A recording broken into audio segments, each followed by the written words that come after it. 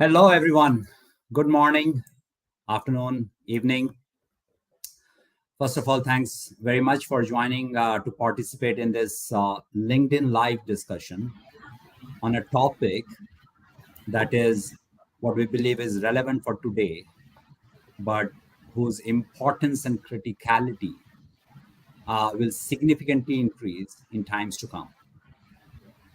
And as with things to do with technology and its implications, most often than not, they have a global relevance. And to talk about this global theme of trust and safety in Metaverse, we have a team of panelists that are joining from various parts of the globe. I'm Rajesh Ranjan, partner with the firm, joining from Bangalore, India. Apart from being famous as the Silicon Valley of India, I don't know how many of you know, but it's also called the Garden City of India. I moved here 1.5 years back and loving it. From that perspective, let me also invite my fellow analysts to introduce themselves. But as they are introducing themselves, if I may request folks who are joining to also let us know where are you joining in from. It will give us a good sense of the kind of audience that we have today and kind of participants that we have. So with that, let me pass it on to Manu. Thanks, Rajesh. Hi, everyone. This is Manu here, partner with Everest Group, joining from the Big Apple, New York City, right here. It's a lovely day here. We had a bit of rain and early in the morning, but luckily clear sky so far. I don't think it's going to hold, though, because I still see clouds in the offing. So hopefully you're having better weather. But yeah, would love to hear where you're dialing in from, what kind of weather you're facing, etc., etc. Over to Abhi. Thanks, Manu. Hi, everyone. This is Abhi. I'm a practice director with Everest Group. I look after trust and safety services. I'm joining in from London, and it's been, typical London weather, peekaboo, between the clouds and the sunny, to just keep alternating every 5 minutes. So, yeah, but lovely to be here today, right? Really excited. Please, let us know where you are logging in from. Yeah, no, actually, I can see that, right? Clearly a global audience. I see folks from Delhi, Austin, Bangalore, Quebec, Ireland, Bucharest, Nashville, Romania. Yeah. We're So covering pretty so global far audience. covered 3 continents, I guess. Hopefully we'll have more people. So again, glad that we have a global audience here and global participants. Before we get going, right?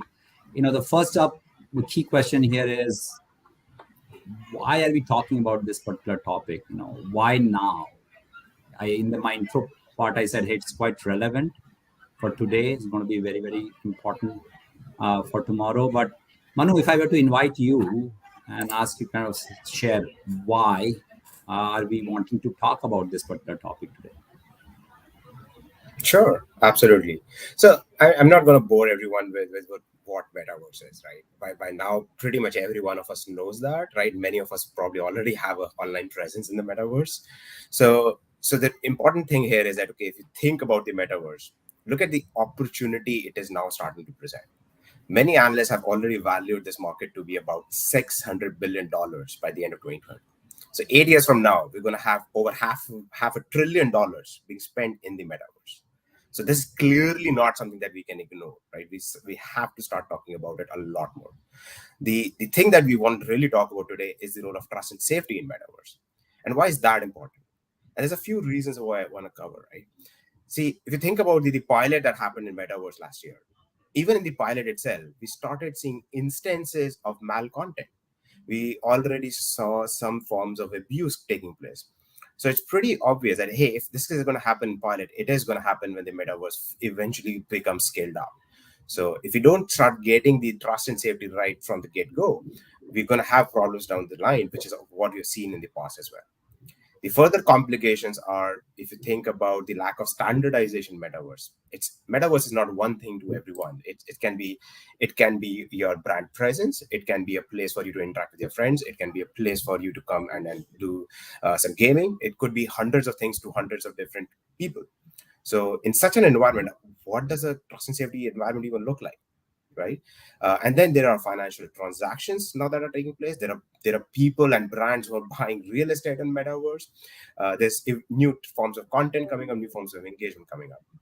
So clearly, with this kind of a huge explosion that's expected to happen on the volume side and the complexity of the content, the data, the users that are expected to be on the metaverse, trust and safety is really going to become the big thing in this world as well. No, thank you very much, Manu. Abhi, do you want to kind of add any color to this? Do you kind of agree, Yeah, disagree? absolutely. I mean, metaverse is not only about the some of the new things that might come up, but it is essentially some of the use cases that we see right now, and then them getting magnified, right? So, for example, financial fraud's already there, but with the kind of complications that are coming in with new technology, with new forms of financial frauds that are happening, it will become more challenging to moderate it. But the reason why we're talking about it now is it's important to understand that how all of the things that are happening today, how they have an implication on the metaverse as well, so that we can take the learnings from today and apply them to the metaverse, right? So plus, like Manu mentioned, even before it's become viable in pilot projects itself, if you have trust and safety use cases already happening, which means that it's probably kind of like a wake up call more than anything else, right? So Okay, got it. No, thank you very much. So we clearly understand the importance, right? We know that metaverse, the possibility and the potential is big. What we are also talking about is, in a way, for that to realize its potential, the trust and safety part of the equation has to go hand in hand. It has to go parallel to a lot of investment that are happening in metaverse. Similar kind of investment thinking, all those things need to happen on the trust and safety side as well. Both needs to go in parallel. That's the criticality, that's the yeah, importance. So with that kind of a background and understanding, we thought about, hey, what are the things that we want to possibly discuss with you guys, right? So if we there are four themes that we have picked up, and while we our intention is to kind of cover some of those themes, we are not going to be bounded by these four, right? What we really want to actually uh, see and hear from you is what kind of questions do you have, right? What kind of questions that you think will benefit from this particular discussion. Of course, as we discuss some of these themes, absolutely would love to hear your experiences, your reactions, whether you agree or disagree. This is an embryonic area. This is an area that is developing, right? Because metaverse, as we know, that's itself is developing, and hence the trust and safety part of it. We are taking kind of educated guess. We are forming a point of view, but it is up for discussion, debate. So with that, right, let me start with the first one, which is, hey, trust and safety as a concept, as a service is not new. We have been applying that to make our current virtual presence safe for all the users. So the question is, are there some learnings that we can take from social media or all the forms of trust and safety things that we have learned to the metaverse? Abhi, I may go to you first on this one. sure. Thanks, Rajesh. Right. So there are some fundamental truths, if we say, the four key pillars, right, which form the bedrock of social media experience for users and the way trust and safety services have developed, right? And the key thing is that because these are fundamental principles, it's not that they are going to change even on the metaverse, right? So any form of content moderation, any form of platform safety, uh, operations or rules or regulations that apply on the metaverse have to take care of this, this for amongst others. So for example, we know that human behavior is unpredictable, right? You cannot really predict how someone is going to behave, and which is why, one of the primary reasons why, content moderation was needed in the first place, right? To uh, to make sure that that malcontent, does not get out on the public platforms, or to essentially monitor human behavior, right? How they behaving. And it's going to be the same on the metaverse, right? There'll be multiple social interactions in multiple scenarios, and how people will behave, we do not know, right? So it's essential that we set up some rules and regulations in terms of how, should be behaving for a safe platform, but at the same time monitor the behavior as we go along with those, interactions, right? Then the second thing is obviously, and this been forever, that customer needs any virtual experience, right? It's always localized.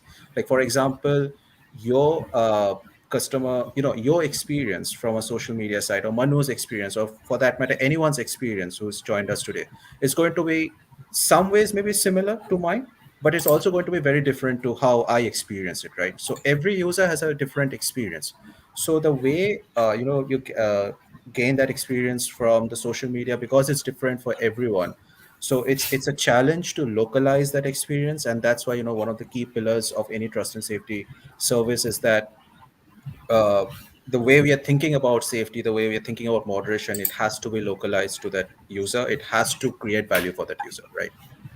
The third thing obviously is the fact that, because there's a lot of localization and a lot of, regulatory policies which follow that, right?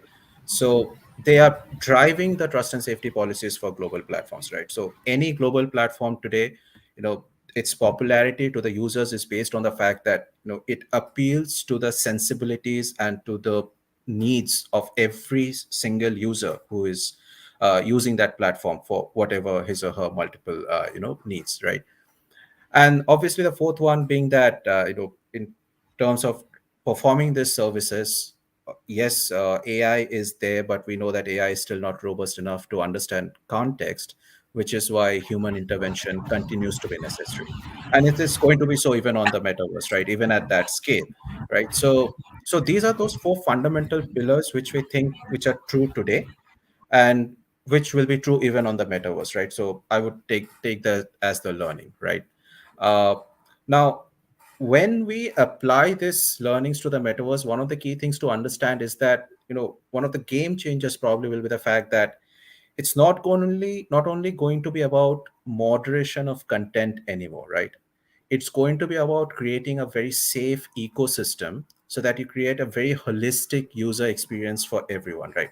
So every single stakeholder for any platform on the metaverse, whether it be the platforms themselves, whether it be the, payment providers, whether it be the advertisers, the brands, whether it be the regulators, whether it be the support system, everyone has to come together to create that safe system, right? So that's why, the shift is from content moderation to trust and safety, right, as the name suggests. So it's about creating that, safe ecosystem, right? So yeah, that's what I think is the key learning over here, that while we apply the current concepts from, current trust and safety services, the important thing is to remember that it's not only about moderation of content anymore, it's about creating that safe space for everyone. No, thanks very much, Abhi. And I see some of the comments that are coming through. From them are kind of possibly Suresh, Naresh. They are kind of confirming some of the points that you made.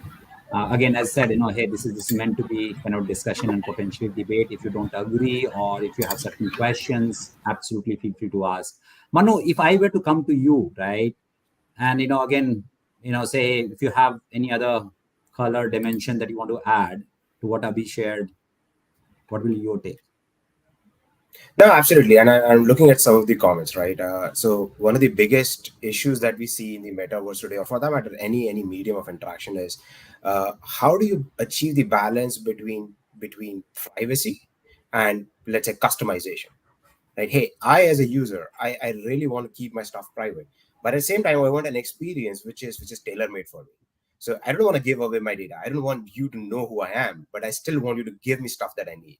So, and that's where the real issues start happening, right? So how do I achieve that balance?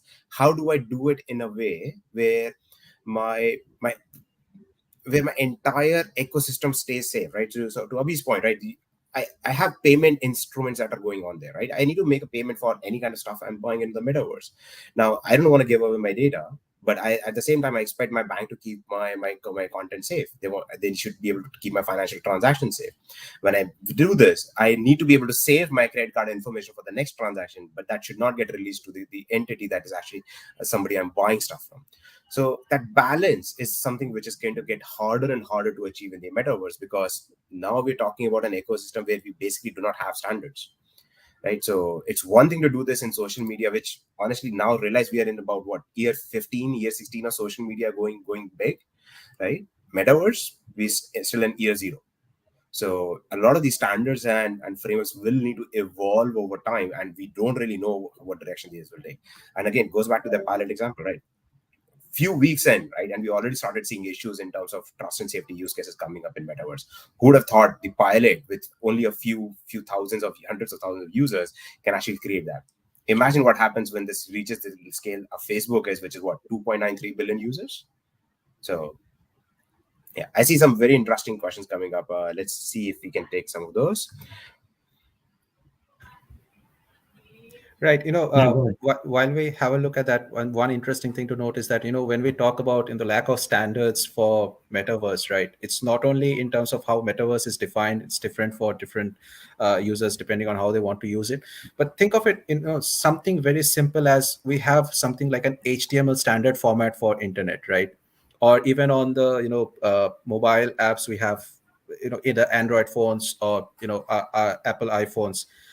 Nothing as such exists yet on the metaverse today, right, which is going to connect multiple platforms together, create some, set of unique standards, right? So from that perspective also, the challenges that might come up, in one platform might be very difficult to moderate in the same way as another. So at this point in time, the lack of standards, actually gives rise to a host of further challenges which may come along, right? Yeah, yeah. One of the questions, I don't know, Manu, whether you address that or not, is hey, what is your perspective on free speech, content moderation, and the ability to maintain trust and safety by Vishal, right? Uh, I think let me kind of add some more complexity here, right? I think this is raising debate, right? And all the social media part of the equation, right? The free speech and what do you moderate and all those things. There are enough views, and I don't know whether we want to have a view. But to me, the other element here is it's also about not only free speech, I can say free behavior, right? Because this is going to be synchronous. This is going to be real time, right? It's not about what you're saying and going away. It's what you are doing while you are there, right? So, are we thinking about, hey, some of those, I mean, in the real world, the role of what is called, law enforcement agencies, right? You're expected to behave in a particular way, right? And they are kind of making sure there's a social norm, whatever. But what's your thought? What is going to happen? What's the do you have any perspective? And this is for both Manu and Abhi. So simple thing is, right, if you even think about the real world today, there's this huge debate on free speech, right? And it's evolved from becoming a debate around, okay, what is right, what's wrong. It's become a political debate for most matters, right? Depending on which region you're logging in from today, I'm sure you will have government bodies who are trying kind of on both sides of it, right? You will have people who are advocating for free speech in its truest form. Look at what arguably Elon Musk was trying to do with in terms of him buying Twitter, that hey, I'm going to advocate free speech, doesn't matter what kind of content you have. But if it doesn't matter what kind of content you have on that platform, then the other end of the debate is, okay, what happens if that content is violating some of your other fundamental rights? What if I start getting abusive? What if I start creating mental or physical harm in the real world?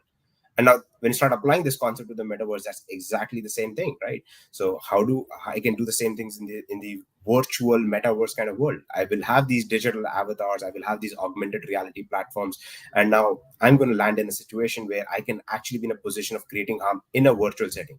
And realize in the physical world you still have the limitations of physics. Now in the virtual world, that also goes away. So your ability to create harm gets exponential.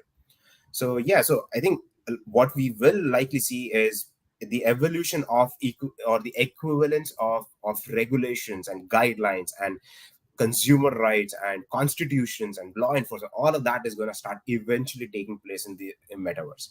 But the difference there is, okay, hey, the governments, individual countries and government, they get to control a lot of that in the physical world. Who has that right and power to control that in the metaverse? Is that going to be Meta? Is it going to be other providers? Is it going to be driven by social behavior? Is it going to be driven by regulations? That is the real question that is kind of need to be addressed right now. Yeah, and then no, subsequently we will kind of talk about some of ways to think about it, right? Again, we don't have a specific answer, but some of the ways to think about it, right? Why multiple stakeholders need to kind of come together, right? And again, learn from what we have not been able to do quick enough, let's say on the social media part of the equation, right? And how do we kind of port that proactively? And then I also see some of the users were kind of talking about other problems, right? So a very interesting one which says, hey, another problem lies in proving your identity in metaverse, as bots can easily mimic your style, data, personality, and whole identity.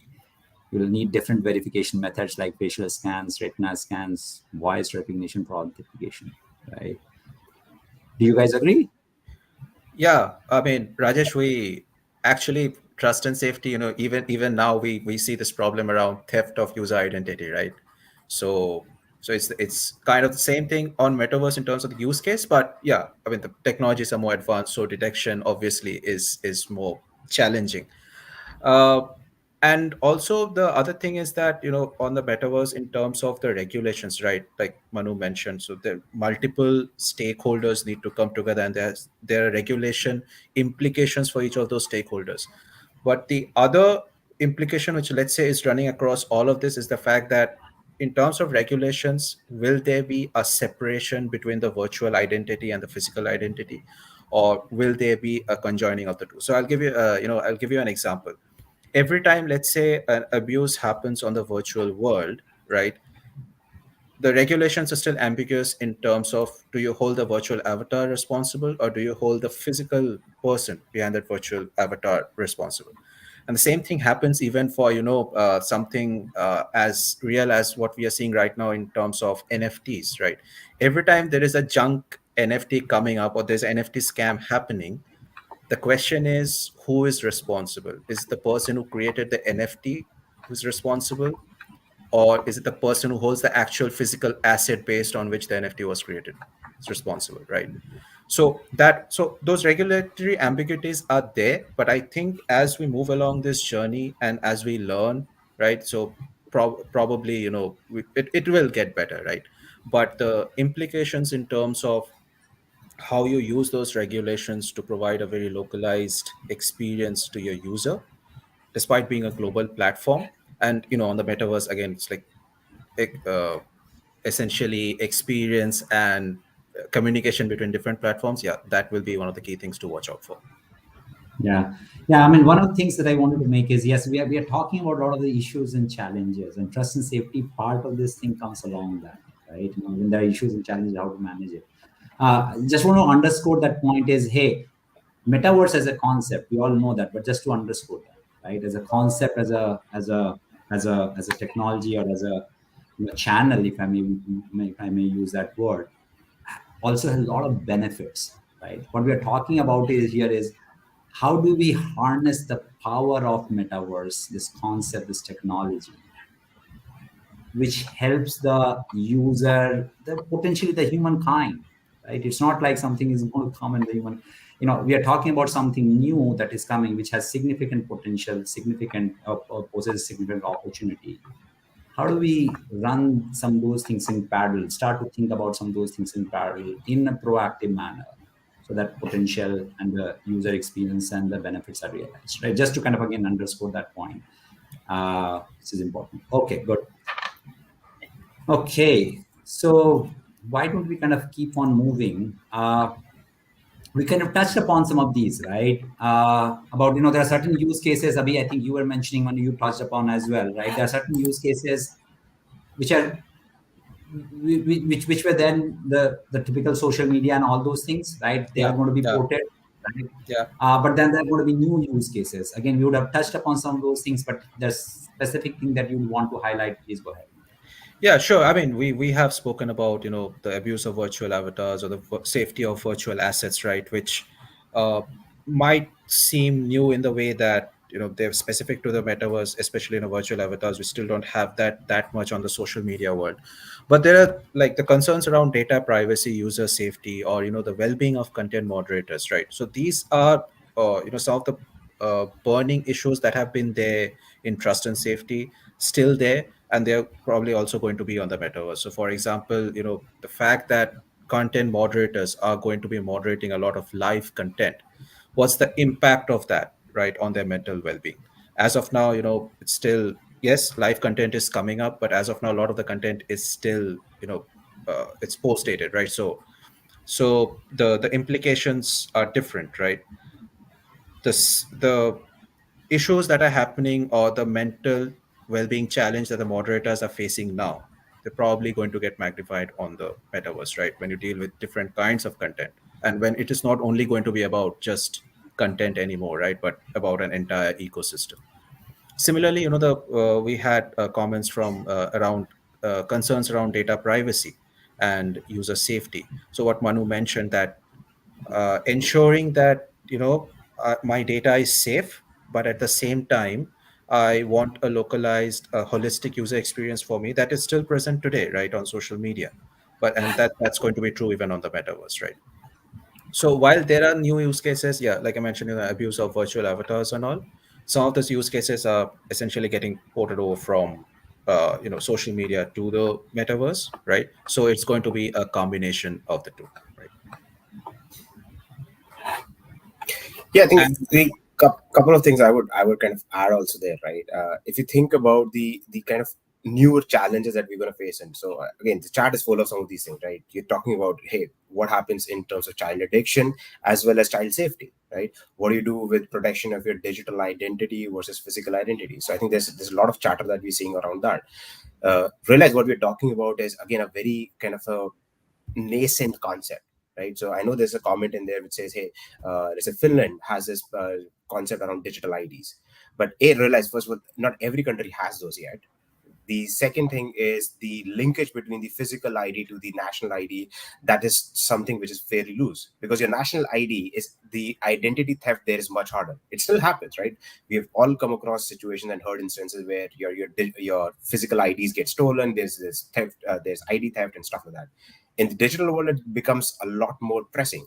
There's a comment much earlier in the chat which talked about, okay, hey, using other forms of authentication. So realize we have now seen situations where the retina scans are getting stolen.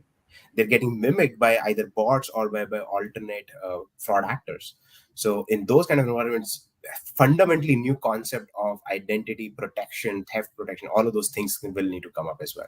So that's where a lot of these trust and safety use cases will come from, because you will have to detect those bad actors. You will have to start predicting and responding to human behaviors as these new bad actors come more and more in the metaverse, and they start coming up with those next unique case. I can't even predict what that next one is going to look like, but I bet it's going to be something challenging for the trust and safety world.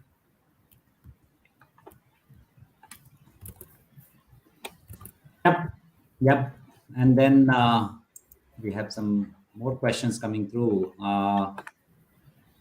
Amia, yeah, he has posed a question. Could you also share some thoughts on enterprises embracing the metaverse for end user engagement, and how different from gaming social media, and how trust and safety applies in these scenarios? Yeah, I mean, of course, there's this entire thing around employee experience part of the picture, right, which is kind of a big thing, right? I don't know, Manu, Abhi, right? What are the other things that you're picking up in terms of the, again, use cases and the trust and Yep. safety implications around it? right, I mean, Raj, there is an entire universe around the financial transactions as well, right? I mean, irrespective of whether it's a social media or an e-commerce website, some of the financial frauds that are already kind of shaping up, right, on the metaverse. So, for example, this pump and dump schemes where fraudsters essentially create very fraudulent NFTs and they create an ecosystem which drives the price of NFTs up, and then they suddenly cash out and become invisible, right? Leaving the investors high and dry. So those kind of financial frauds which are happening, they also, those are again some of the challenges which will be excavated on the metaverse, right? And in terms of providing again that holistic user experience, it will not only be around making sure that there is less abuse and less malcontent, but also making sure that such financial transactions are safe, and actually that you do not fall into the, say, trap of the scamsters, or the platform is that robust that scamsters do not get to engage with people in such a fraudulent way in the first place, right? So all such those are, there are trust and safety use cases as there as well. And then if you take even around what we see right now, fake reviews and on e-commerce websites, right? Those are going to continue even on the metaverse, right? I mean, for the fact that in Amazon we have verified sellers and buyers, which kind of gives one form of authentication, right? Those use cases will be there on the metaverse as well, and they in fact might have applications beyond just those platforms. And then the Yeah. other one being, what I would also want to highlight over here is that the changing role of platforms, right? So social media platforms not being used as social media platforms only anymore, right? I mean, even now we find that for people in the age group of 13 to 18, uh, the they use social media platforms in addition to social media platforms as search engines, right? That is going to continue on the metaverse as well. So in fact, Google Chrome was surpassed by Facebook and Instagram for that age group in terms of search engines. So Yeah, Yeah. yeah. And again, I think as it relates to, hey, sorry, Manu. Yeah, let me complete that, right? Again, I talked about, let's say, the entire employee experience part of the picture, right? As an enterprise, right? Again, you want to kind of organize things, right, at an enterprise level, or the various things that are going to happen in metaverse. Of course, some of the organizations are already doing it, right? Um, and some of those things going to be internal to enterprises. Some of those things we're going to invite your vendor partners, a lot of other parties to that world, right? Again, you got to make sure that the same safety concerns are proactively addressed and managed as it happens in the real world, right? So I mean, in the physical, again, the corporate and all those things, we know that sexual harassment and all those things that are kind of there are strict norms around it, right? How do you kind of make sure that some of those things are also happening here, right? So as you kind of start to expand into it, right, the multiple use cases that start emerging. Sorry, Manu, I didn't want to cut you off, but yeah, please go ahead. No, this is absolutely fair, right? And my point is going to be actually supplementary to that.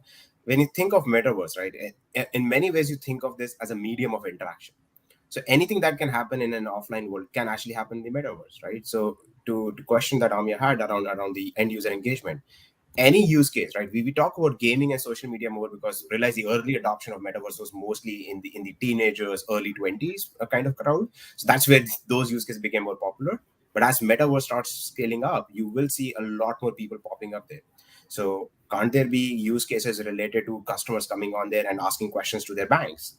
Can there be healthcare use cases where they're doing virtual telehealth kind of visits on in there?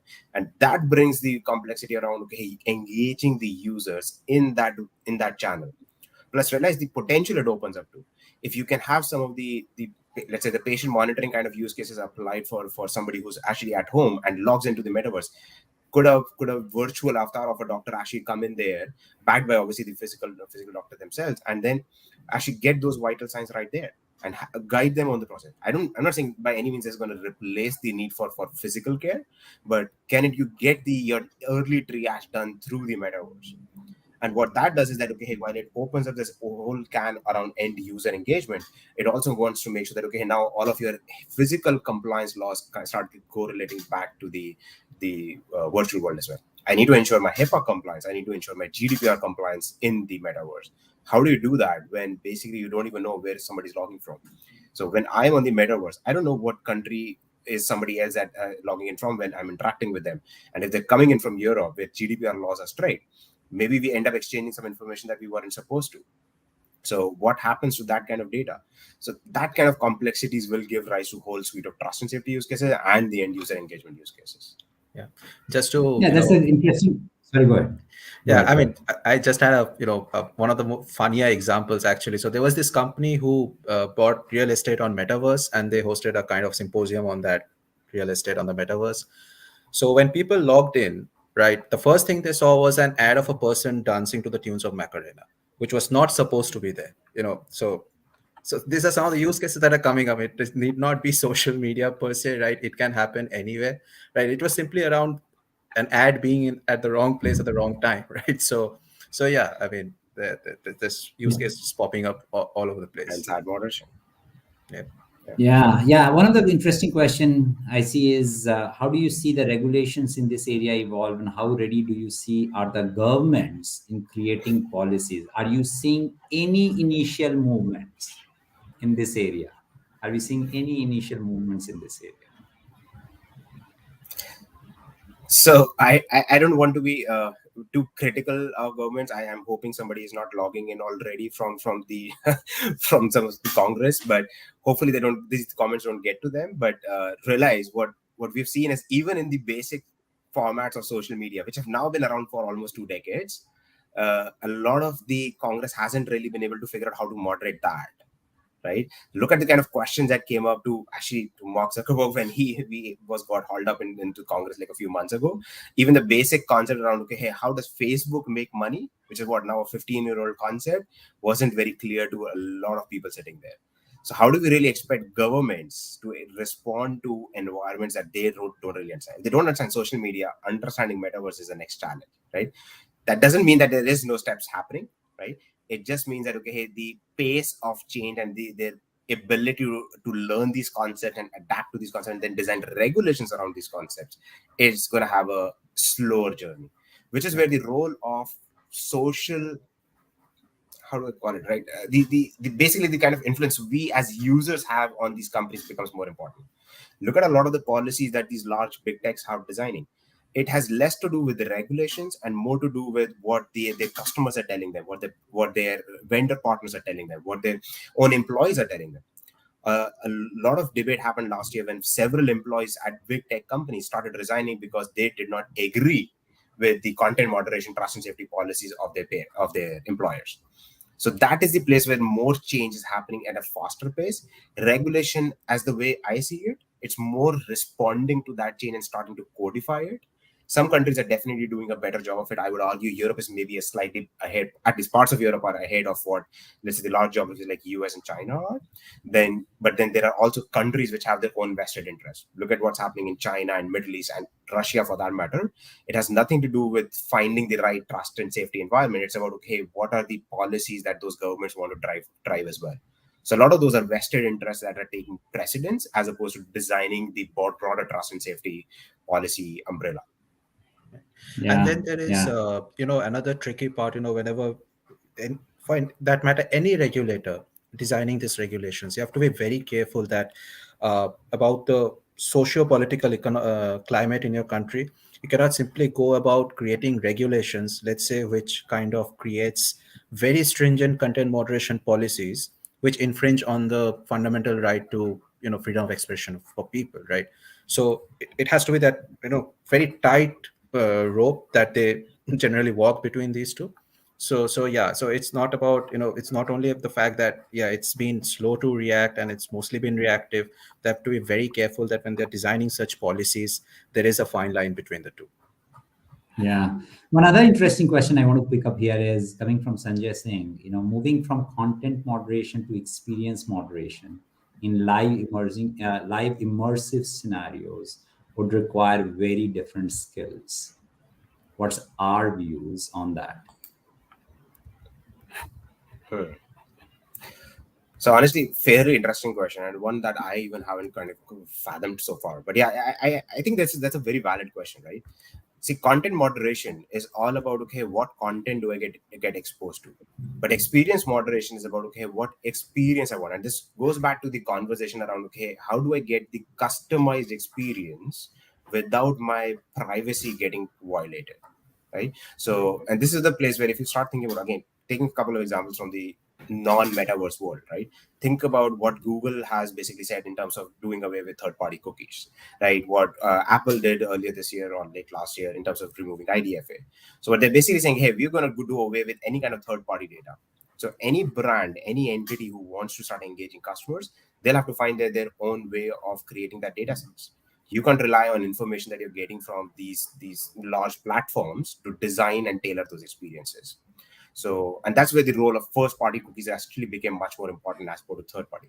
But this is one way of how do you ensure better experience, or how do you ensure better privacy while delivering experience. Unfortunately, the way it stands today, the big brands who have access to that kind of consumer data from a first party perspective, they end up winning. The smaller medium sized businesses, they getting squeezed quite hard because they don't really have access to that data.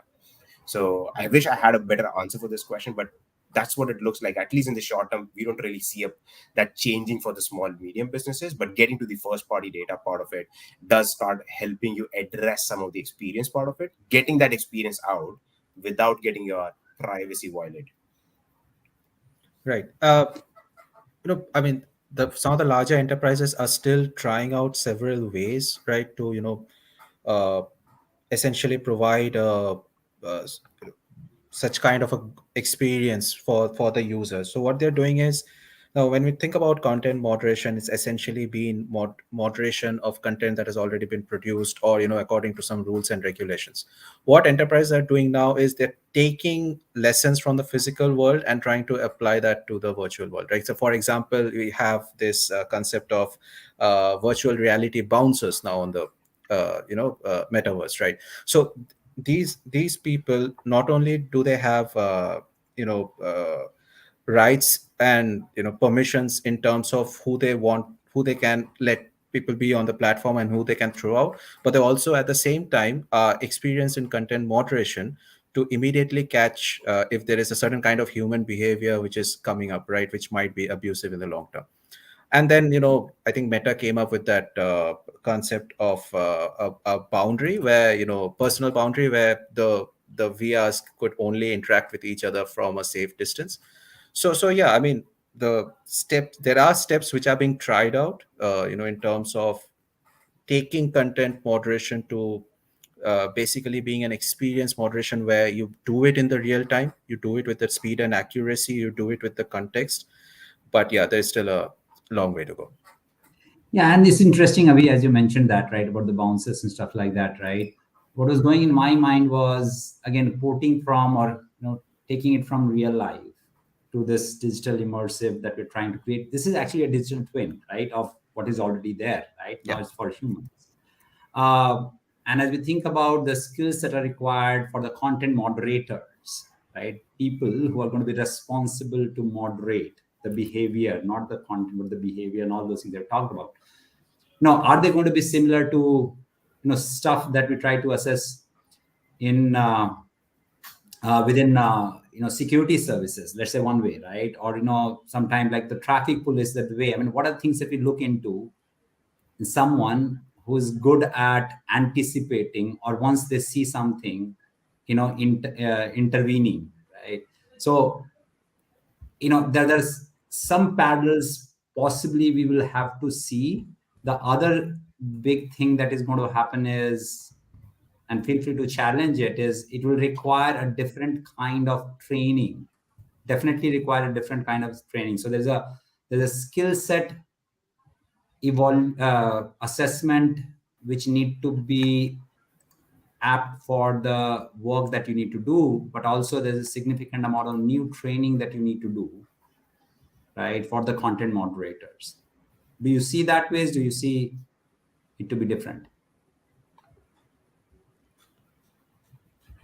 So honestly, if you think about the role of content moderators, first of all, right, and the challenges they'll have to go through, I think in the earlier version slide as well, we mentioned some of the stuff that they will have to kind of go through additional layers of complexity. And in fact, think about the experience in the metaverse, right? You're talking about real time live interactions, right? It's not a chat or a text or a video that you're going to send and it's going to travel around the world. You're going to be in that metaverse digital immersive experience. Whatever you say is going to immediately translate, right? Yeah, you have maybe a split second there to kind of kind of filter out some stuff, right? Eventually we'll have tools and technologies that can actually do that very, very effectively. But you're still talking about experiences where hundreds of thousands, if not millions of consumers eventually are going to come and interact in live setting. So I, as a content moderator, how do I even keep pace with that, right? How do I do some of this real-time moderation stuff? A lot of this stuff will basically become an evolution of humans and technology kind of working together. Right? The tech will help you filter out stuff or actually detect stuff faster, and the human judgment will actually help you figure out, okay, hey, what really goes out and what does not. So part of that is going to be the extra stress that comes onto the content moderators, the kind of stuff that they will have to go through. But realize, metaverse can potentially be a world where content moderators actually come together and they can actually log in from different parts of the world and give you better services. You can, one of the biggest issues with we see with content moderators these days is, okay, hey, how do we manage your wellness better?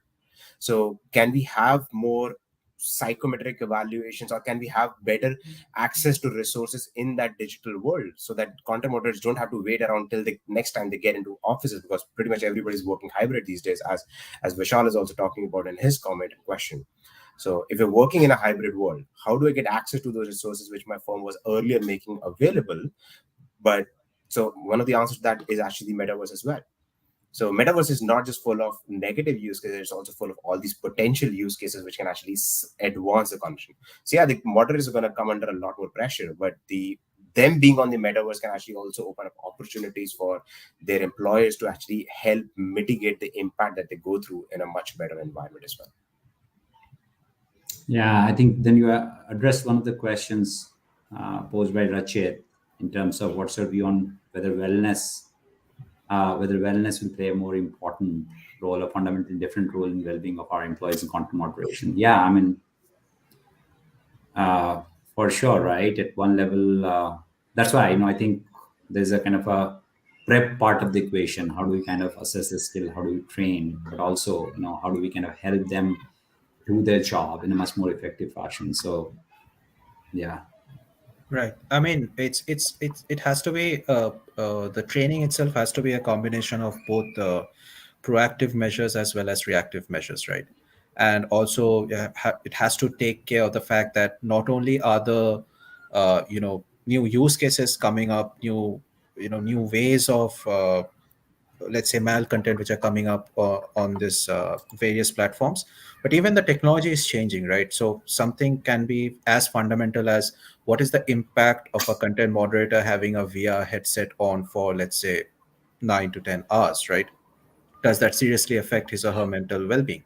But on the whole, I think, yeah, like Manu mentioned, it's not only about the negative connotations. Metaverse also has a lot of positive effects as well. One of them being accelerating the hybrid work environment, especially some of the classic concerns around how do you ensure for data security for sensitive data if you're using a hybrid work environment and all of that. I think some of the fundamental inherent let's say safety measures of the metaverse itself, and the way that content moderators will be armed with those let's say the technologies and the permissions to moderate the environment, I think that will obviously, I think it will kind of accelerate that move towards a hybrid working model.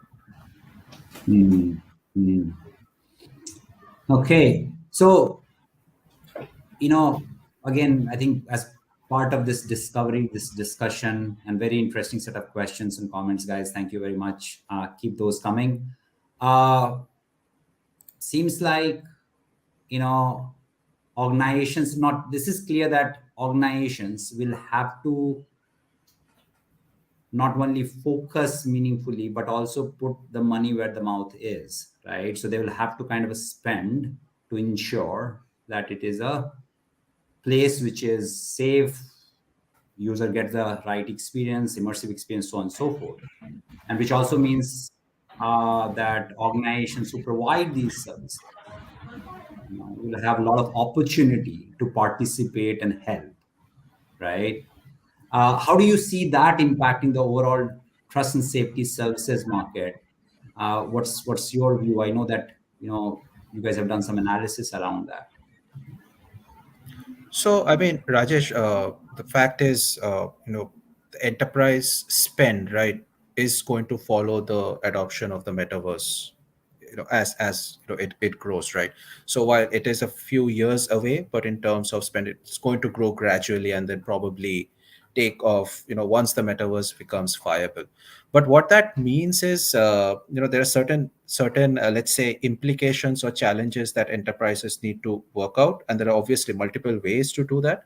One of them being the fact that you know essentially this means trust and safety services at a much more massive scale, right?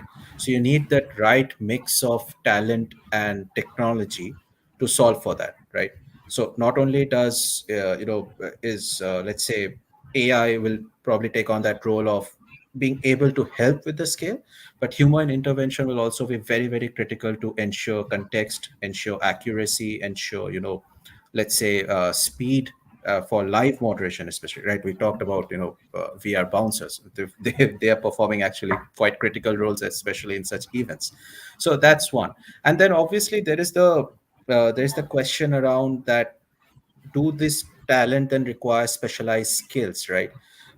And our thought is that it's not only specialized skills, it's probably augmentation of the current skills that they already have as content moderators, along with maybe technical know-how of some of the new technologies that will come up, plus being aware and being trained on some of the nuances of the metaverse, right? I think that will make the metaverse ready more than anything else. And then there is obviously the thing around that, how do you ensure that it's not only about trust and safety, but essentially ensuring for end-to-end metaverse support, right? It can be right from, let's say, creation of content to moderating ads to moderating the entire experience, right? So it's not just about partnering up for services in silos. It's about finding those synergies across multiple domains, which all come together, like we mentioned, to essentially create a safe but holistic experience for the user, right? So yeah, I mean, so that's how those are the important implications or important, let's say, considerations that enterprises will have in terms of maybe finding the right partner for creating that experience for the user. So put the other way, and I'm looking at the data here, right? The growth opportunity for trust and providing trust and safety services, right? Especially when once you take into account the metaverse part of the equation is significant, is huge, right? Because we all talked about, right? There's such a need with the need whose criticality and importance is just going to grow, right? So it's a pretty big opportunity, but at the same time, what we are also picking up is you got to be then be proactive about making some of those investment to be ready, right, to be able to provide those services. Because as we are talking about it, probably some of the organizations who have taken a particular approach on sourcing for TNS services may require kind of slightly different consideration or possibly meaningfully different consideration because some of the dynamics are different. Yes, there are things which are common, but other things, there are many things that we picked up which are different. So that's kind of interesting. One of the questions I want to kind of just pick it up is, which has come, any views on cost implications for brands, enterprises when it comes to setting up sourcing TNS services for the metaverse? Do you think a lot of brands, enterprises are going to be spooked by these implications, likely to show aversion to adopting metaverse with open arms? Interesting questions. Interesting Well, question. Thank you.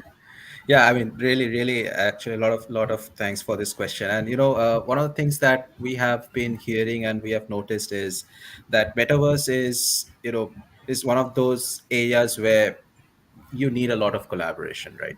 And it's not only about just being just sourcing or services, right? It's about collaborating, co-investing, right, to come up with let's say either solutions or come up with that experience, right?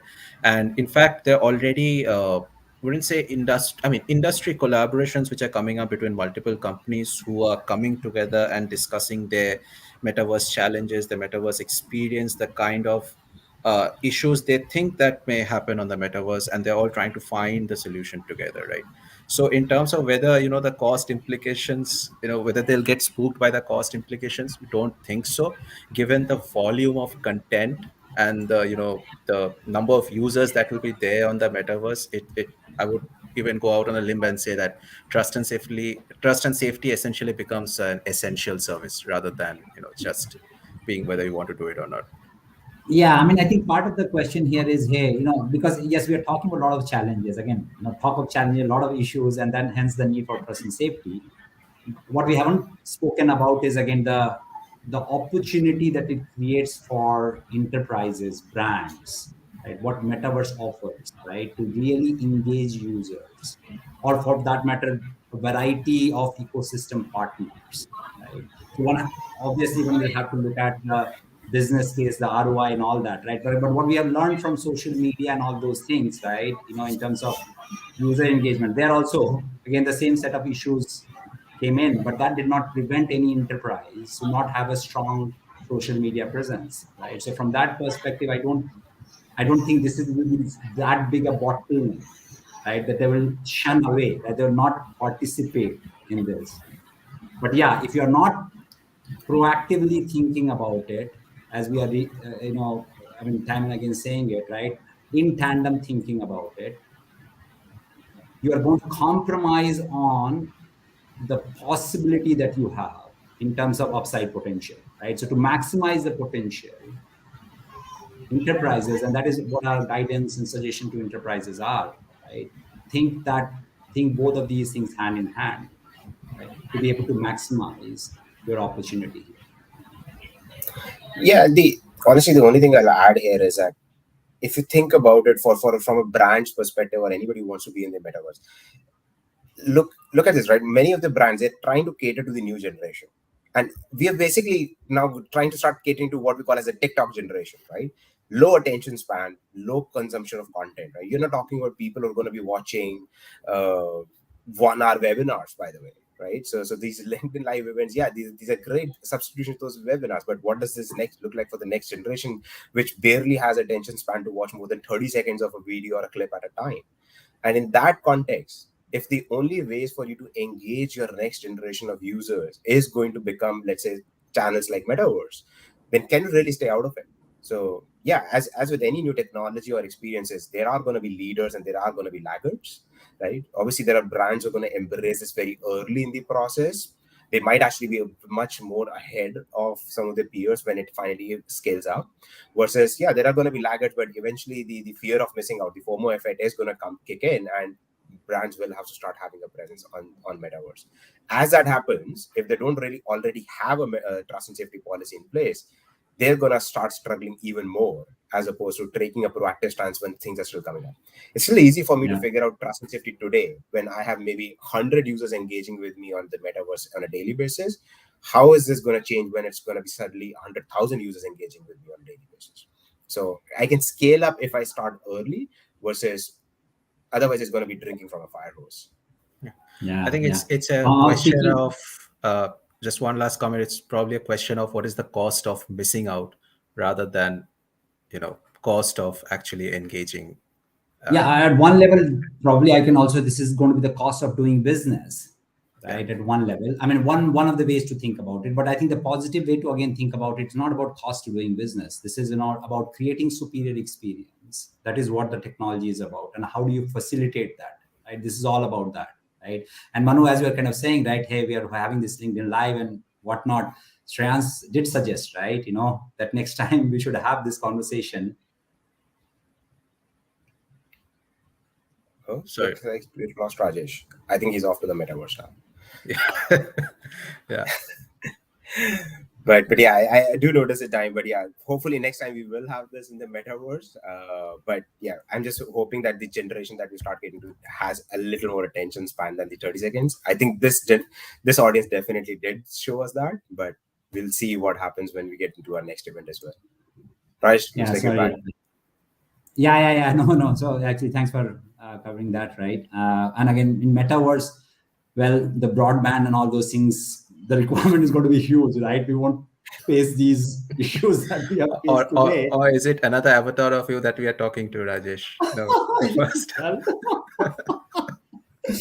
Well, okay, good. Yeah, guys, I'm noticing the time here, and we have actually still getting some questions. we'll possibly take one more, and then we'll start to wrap up.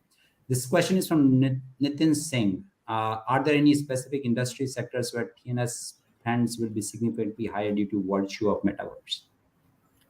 Right. I mean, we have some obvious candidates like social media and gaming, but like you mentioned before, that because this is more about it's a medium of interaction, like a channel, right? It's not really confined to one industry, right? So we have use cases across not only social media and gaming, but across e-commerce, across travel and hospitality, across media and entertainment services like OTT channels, right? Yeah, even governments for that matter, right? I mean, at some point in time, I mean, they are also a stakeholder. At some point in time, they also need to come together, right? So to make that a holistic experience.